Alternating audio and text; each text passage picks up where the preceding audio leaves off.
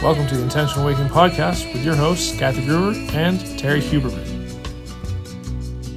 Well, hello there, and welcome to this episode of the Intentional Awakening Podcast. I'm Terrie Huberman. And I am your co-host, Kathy Groover, and we're going to start this episode, as we do every episode, with an angel card. I have not looked at it yet. Let's take this one. Light. Love it. Let your spiritual nature illuminate and brighten each day. Pay attention.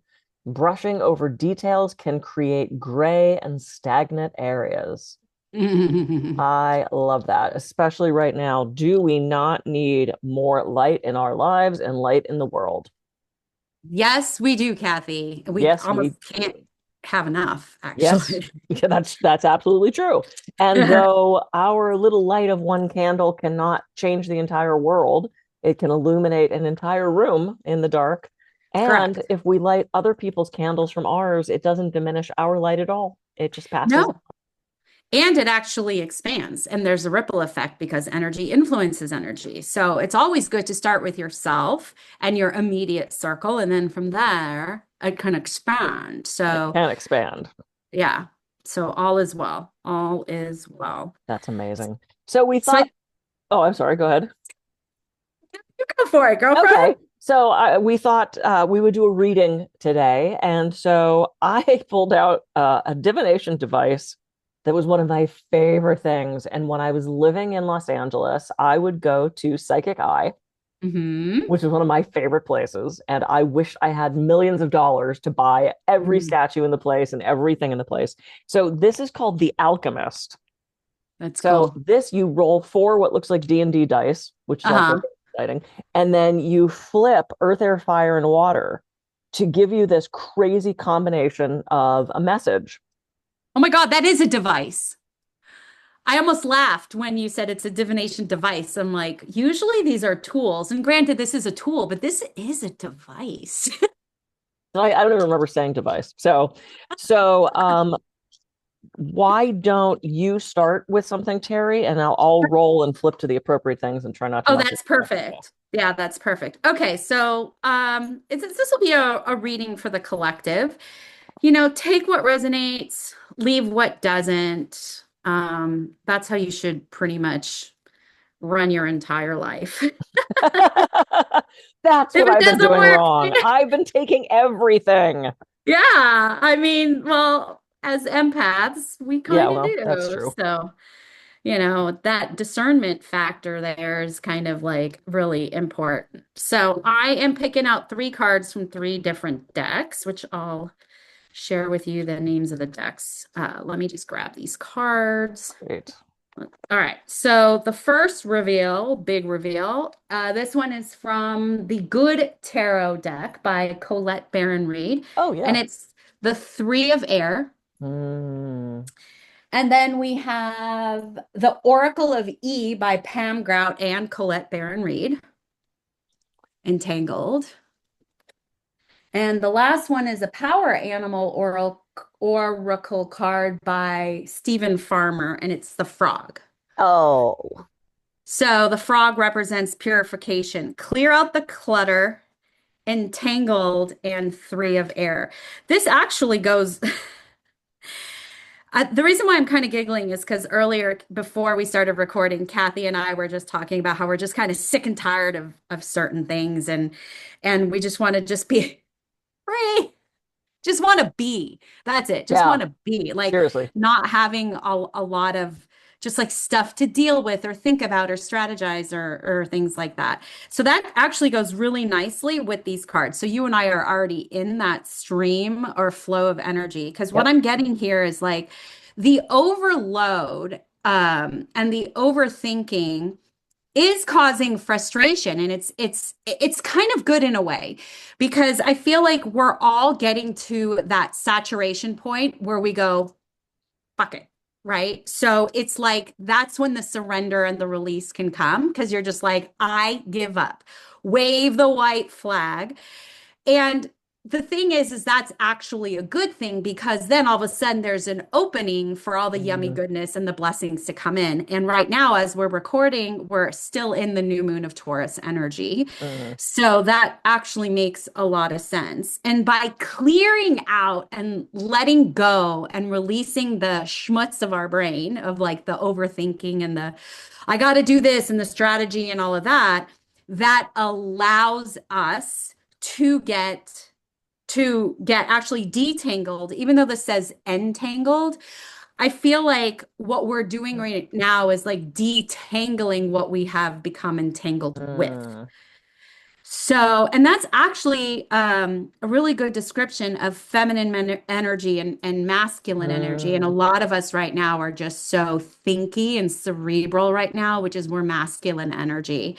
Whereas receiving and just being is more feminine energy. So we're all kind of like sick and tired of all this masculine go, go, go, do, that we're just like, screw this, I'm done. And now I'm going to be which for a lot of us who our core is really feminine, then we're kind of like at home, Right. right? And a lot of modern day women we just have to be more in our masculine energy, even if our core is feminine, because of the way modernization is and society is and all of that. So I think a lot of us, and I'll just say genuinely feminine cored people because you can be a man also and Oh, have a sure. very feminine core. I think a lot of us are going to be returning home and, just getting through this. Just we'll be fine. Let it go. Put it in the fuck it bucket Yeah. is what I say. Well, and it's so interesting because when I hear you say entangled, um, to me, what's happening in the world right now, we're so entangled with other people's dramas. We are Mm, so entangled with the news, and we're so entangled with, oh my God, what do you say now? And we're so yeah. entangled with what's this latest poll say? And Mm, we're about to have the election for governor in California, and there's like what I looked at my ballot, there's like 37 people running. Like, yeah. It what seems the like a million. I mean, it's like ridiculous. And so literally I searched yesterday, like, who's leading this right now? Like, who can I actually vote for that has an ice cube's chance in hell of governing this state the way I would like them to?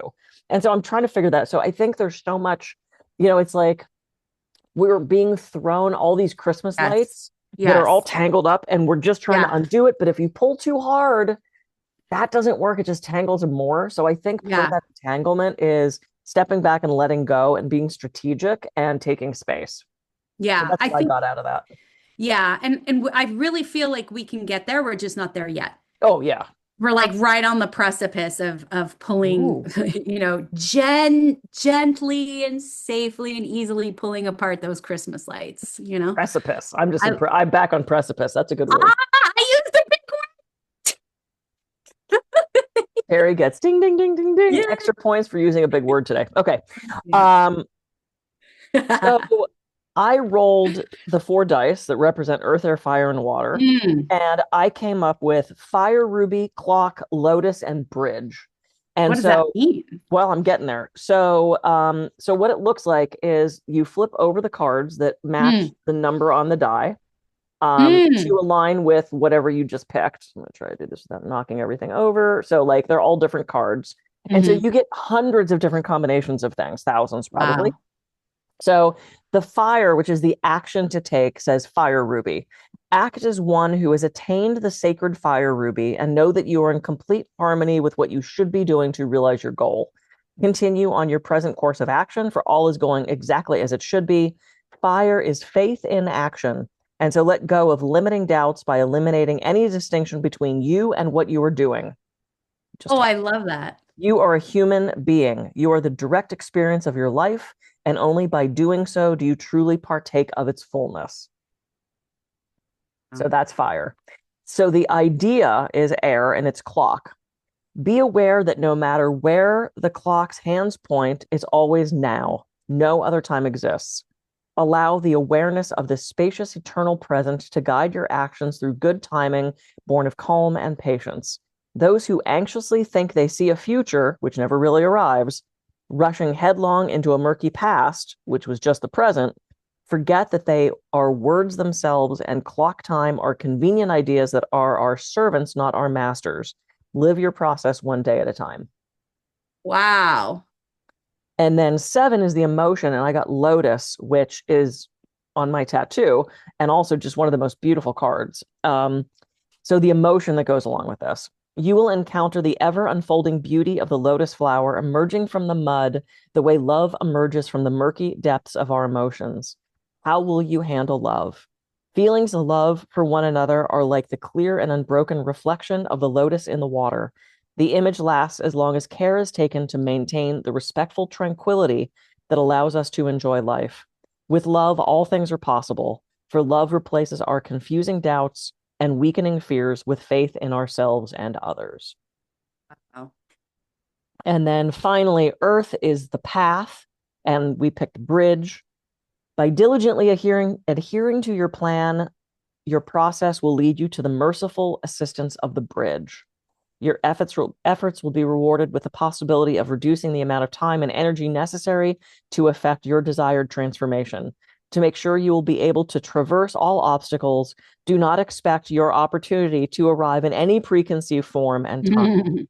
Generous offers of aid and support can only be used to their maximum benefit by those who have prepared to do so without them. I heard and felt a lot of like trust, surrender, release. Everything always works out for you. Yep. And keep going. Like you can't just give up. Yeah. Have faith in the path.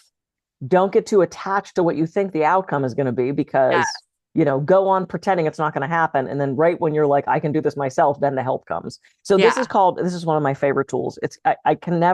I lent this to someone, which you should never do. And I never got it back, and they moved away. And so it took me, this was before the days of Amazon and stuff online, but it took me years to refine this.